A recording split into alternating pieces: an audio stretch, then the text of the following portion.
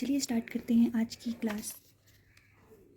आज हमारा टॉपिक है भारतीय राज्य व्यवस्था में भारत का संवैधानिक विकास, यानी उसकी ऐतिहासिक पृष्ठभूमि क्या थी, हिस्टोरिकल बैकग्राउंड क्या था, कैसे हमारे संविधान का निर्माण हुआ, उसमें क्या क्या चीज़ें इंपॉर्टेंट थी।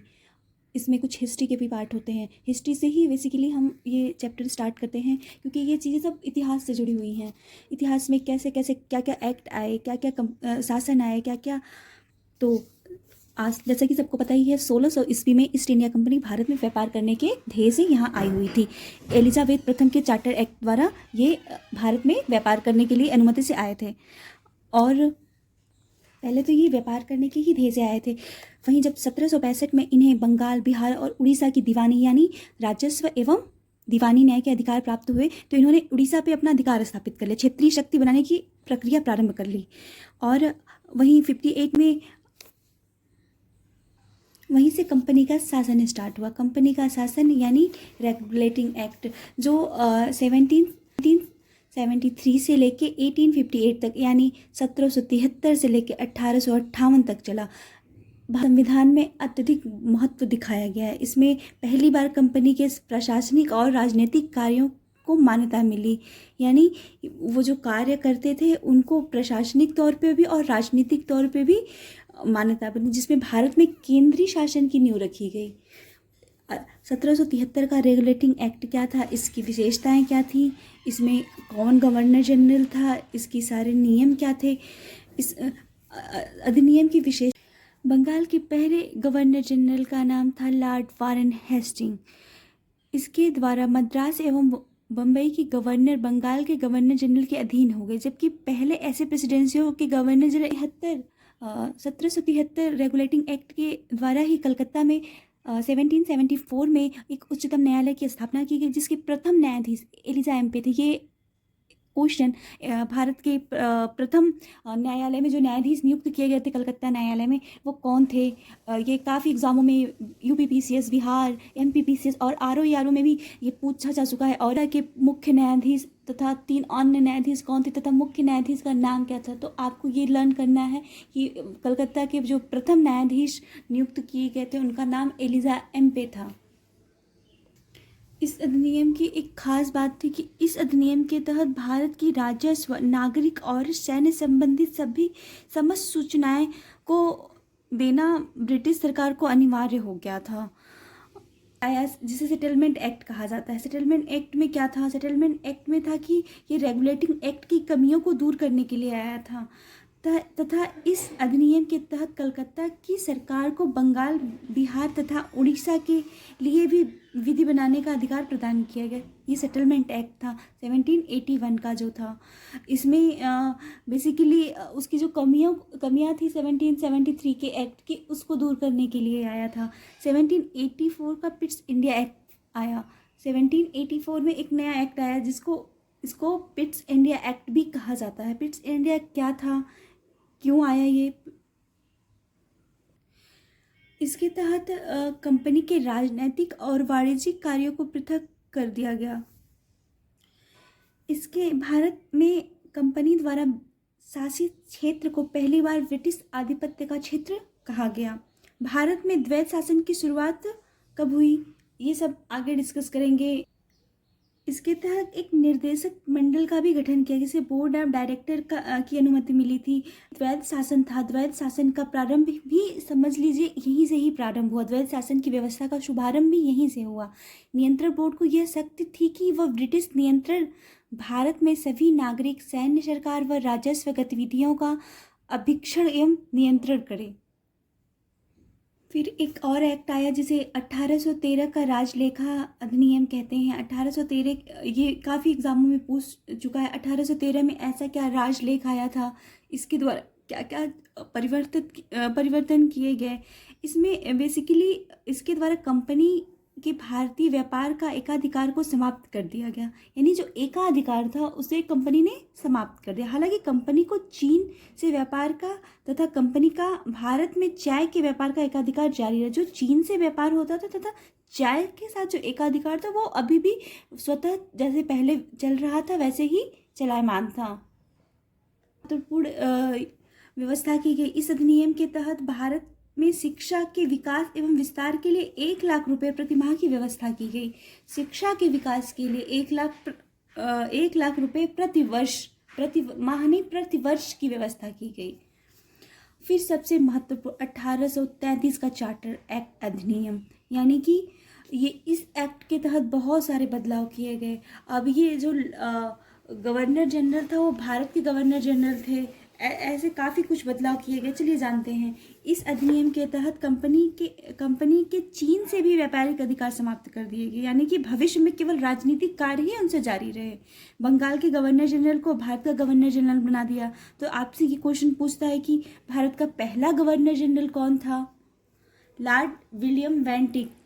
आपसे ये भी क्वेश्चन पूछा जा सकता है कि लॉर्ड विलियम बेंटिक वो क्या थे? इसमें 2 क्वेश्चन आ सकते हैं। लॉर्ड विलियम बेंटिक थे जो भारत के प्रथम गवर्नर जनरल थे, और वहीं लॉर्ड विलियम बेंटिक ही बंगाल के गवर्नर जनरल थे, अंतिम, लास्ट। उसके बाद ही 1833 का चार्टर एक्ट आ गया, चार्टर एक्ट आया। उसके तहत जो बंगाल का अब गवर्नर जनरल होता था उसे भारत का गवर्नर जनरल नियुक्त कर दिया गया। और इसमें बहुत सारे प्रावधान किए गए। नंबर 1 हम जिक्र करते हैं, जैसे कि पहला है कि भारत का गवर्नर जनरल बदल दिया गया। नंबर 2, गवर्नर जनरल की परिषद में एक विधि सदस्य, चौथे सदस्य के रूप में सर्वप्रथम मैकाले शामिल किया गया। इसके तहत दास प्रथा को कानून के खिलाफ घोषित कर दिया गया तथा 1843 में कानून बनाकर समाप्त दास प्रथा की जो व्यवस्था थी भारत में दास रखने की, इसके तहत ही समाप्त की गई थी। और तथा 1833 के तहत जो हम सिविल सेवा के एग्ज़ाम देते हैं, ये इसके लिए एक खुली प्रतियोगिता का आयोजन करने लगे। इसी के तहत सिविल सेवा के चयन के लिए एक खुली प्रतियोगिता का आयोजन शुरू करने का प्रयास किया गया। जनरल को एक विधि आयोग के रूप में नियुक्त करने का भी प्राधिकार दिया गया। इसमें बहुत सारे इंपॉर्टेंट फैक्ट हैं जो हम लिख सकते हैं कॉपी में और याद कर सकते हैं।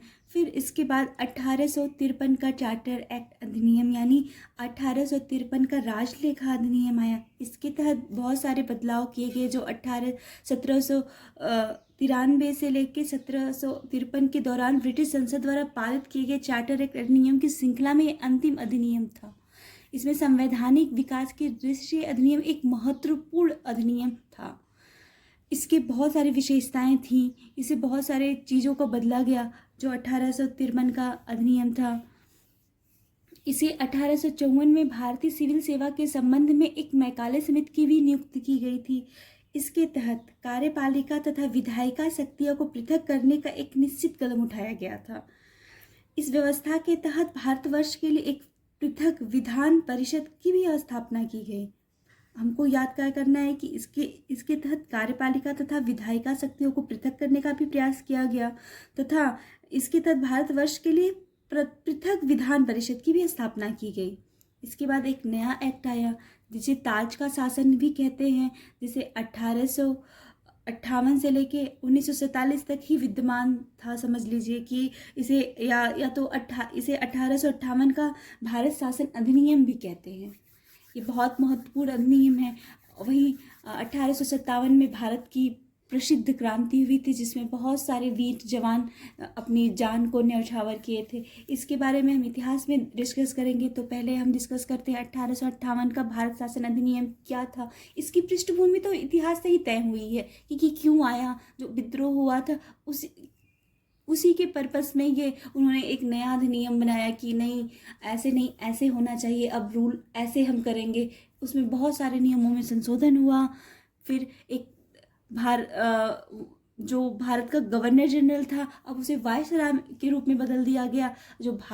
अब ये वायसराय पहला कौन बना और भारत का अंतिम गवर्नर जनरल कौन था, इसके बारे में हम डिस्कस करते हैं। स्टार्ट करते हैं 1858 का शासन अधिनियम। इस शासन अधिनियम के तहत प्रथम स्वतंत्रता संग्राम के उपरांत, यानी जो 1857 की क्रांति थी उसे भारत का प्रथम स्वतंत्रता संग्राम भी कहा जाता है।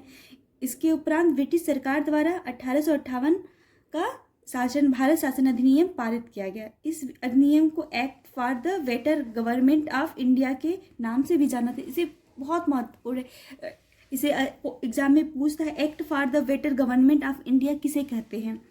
तो act of the better government of India 1858 का भारत शासन अधिनियम को कहा जाता है। इस अधिनियम द्वारा कंपनी का शासन समाप्त कर दिया गया तथा भारत का शासन प्रत्यक्ष रूप से महारानी के अधीन चला गया। जो कंपनी का शासन अब तक चला आ रहा था उसे पूर्णतः समाप्त कर दिया गया और भारत का शासन प्रत्यक्ष रूप से महारानी के अधीन चला गया। 1784 के पिट्स इंडिया एक्ट द्वारा लागू द्वैत शासन प्रणाली को भी समाप्त की गई। भारत के गवर्नर जनरल को अब वायसराय के नाम से भी जाना जाना लगा और जो भारत में ब्रिटिश क्राउन ताज का प्रत्यक्ष निधि होता था। अब सबसे बड़ा सवाल है कि इसमें भारत का प्रथम वायसराय कौन बना, वायसराय कौन बना, फिर इसका प्रतिनिधित्व किसने किया, इसका पदनाम बदल दिया गया तो अंतिम गवर्नर जनरल कौन था। तो लॉर्ड कैनिंग भारत के प्रथम वायसराय बने। तो लॉर्ड कैनिंग अगर भारत के तो वही लॉर्ड कैनिंग ही भारत के अंतिम गवर्नर जनरल भी बने। तो ये है 1858 का शासन अधिनियम। उसके बाद एक छोटा एक्ट पारित हुआ 1861 और 1892 में और 1909 में। ये सारे अधिनियम भारत परिषद अधिनियम के तहत कहे जाते हैं। 1861 का अधिनियम भी महत्वपूर्ण दृष्टि रखता है। 1861 के अधिनियम में इसमें कानून बनाने की प्रक्रिया भारतीय प्रतिनिधियों में भी शामिल की गई, यानी कि जो इसमें एक सबसे महत्वपूर्ण अध्यादेश की शक्ति जारी की गई, यानी कि जब आपातकाल की स्थिति हो तो वायसराय जो था वो अध्यादेश जारी कर सकता था, जिसकी अवधि 1892 का भारत परिषद अधिनियम। इसके द्वारा एक समिति एवं अप्रत्यक्ष निर्वाचन प्रणाली की भी शुरुआत की गई। अप्रत्यक्ष निर्वाचन प्रणाली क्या थी? इसमें विधान परिषद के भारतीय सदस्यों को बजट पर बहस करने तथा सरकार को प्रश्न पूछने का अधिकार दिया गया। बहुत महत्वपूर्ण ये टॉपिक है। इसमें क्या किया गया, विधान परिषद का था जो सदस्य, इसमें भारतीय सदस्यों को बजट पे बोलने का अधिकार तो दिया गया तथा सवाल पूछने का भी अधिकार दिया गया, लेकिन सबसे महत्वपूर्ण उन्हें वोट देने का अधिकार नहीं दिया गया। ये हमारे एग्जाम में अक्सर पूछता है कि वोट देने का अधिकार था या नहीं। बोलने का अधिकार तो दिया गया, लेकिन वो वोट नहीं दे सकते थे। हम अपने विचार तो दे सकते थे। उसके बाद बहुत महत्वपूर्ण एक अधिनियम आया 1909 के अधिनियम। उसके पहले बंगाल का विभाजन हो चुका था, बहुत सारी चीज़ें आ चुकी थी और कांग्रेस का गठन भी हो चुका था। तो अब 1909 का भारत परिषद अधिनियम क्या था, इसका विकास कैसे हुआ, अब 1909 का भारत परिषद अधिनियम क्या था, इसका विकास कैसे हुआ, ये आया क्यों। तो जैसा कि हम जानते हैं इसकी भी पृष्ठभूमि कहीं ना कहीं सूरत समझौते और वो जो कांग्रेस का गठन हुआ था, वहीं मुस्लिम लीग की स्थापना जो 1906 में हो गई थी, वहीं बंगाल का विभाजन हुआ था, उसी सब से ये जुड़ा हुआ एक एक्ट आया जिसे मार्ले मिंटो सुधार के नाम से भी जाता है। मार्ले मिंटो कौन थे? जो मार्ले थे वो इंग्लैंड के थे, भारत के राज्य सचिव थे, और जो मिंटो थे वो वायसराय थे। तो ये मार्ले मिंटो एक्ट के नाम से भी जाना जाता है या 1909 के अधिनियम के नाम से भी जाना जाता है। इसके तहत आंशिक उत्तरदायित्व शासन तथा द्वैत शासन की स्थापना की गई। प्रांत में द्वैत शासन के जनक कौन थे? ये क्वेश्चन पूछा जाता है अक्सर। प्रांत में द्वैत शासन के जनक लियोनस कर्टिस थे। इस अधिनियम के तहत केंद्र में द्विसदनीय व्यवस्था की स्थापना की गई और महत्वपूर्ण एक प्रत्यक्ष निर्वाचन की भी व्यवस्था आरंभ की गई। इसमें भूमि कर, आयकर के आधार पर सीमित संख्या में लोगों को मताधिकार भी प्रदान किया गया। मताधिकार प्रदान किया गया, लेकिन आयकर और भूमि कर के हिसाब से। सांप्रदायिक अधिकार पर सिखों, भारतीय, ईसाइयों, आंग्ल भारतीयों और यूरोपियों के लिए भी अलग अलग निर्वाचन के सिद्धांत को भी लागू किया गया। इस अधिनियम में एक लोक सेवा आयोग के गठन का प्रावधान भी किया गया था।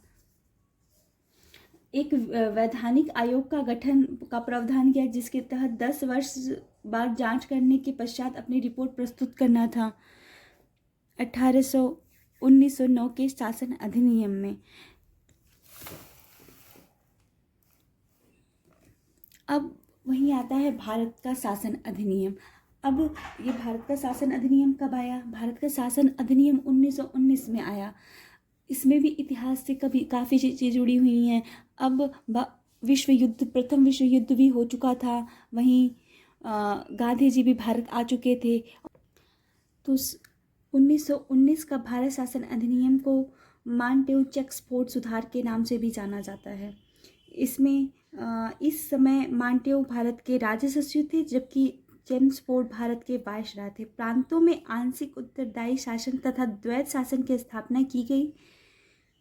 प्रांतों में द्वैत शासन के जनक लियोनस कर्टिस थे, जो हम लोग पहले ही डिस्कस कर चुके हैं। प्रांतीय विषयों को दो भागों यानी हस्तांतरित और आरक्षित में बांट दिया गया। हस्तांतरित विषय का प्रशासन गवर्नर तथा उन मंत्रियों की सहायता से करता था जो विधान परिषद के प्रति उत्तरदायी थे, जबकि आरक्षित विषयों का गवर्नर कार्यपालिका परिषद की सहायता से शासन करता था। इस अधिनियम के तहत केंद्र में द्विसदनी व्यवस्था की स्थापना की गई। प्रत्यक्ष निर्वाचन की भी व्यवस्था प्रारंभ की। भूमि कर तथा आयकर के हिसाब से मताधिकार भी प्रदान किया। सांप्रदायिक अधिकार सिखों या भारतीय ईसाइयों, आंग्ल भारतीयों तथा यूरोपियों के लिए भी अलग अलग निर्वाचन की व्यवस्था की गई। इस अधिनियम के तहत एक लोक सेवा आयोग का भी गठन किया गया। वैधानिक आयोग के गठन का कार्य प्रावधान किया गया, जिसमें 10 वर्ष जांच करने का भी वो प्रावधान किया गया था, जो का अधिनियम था।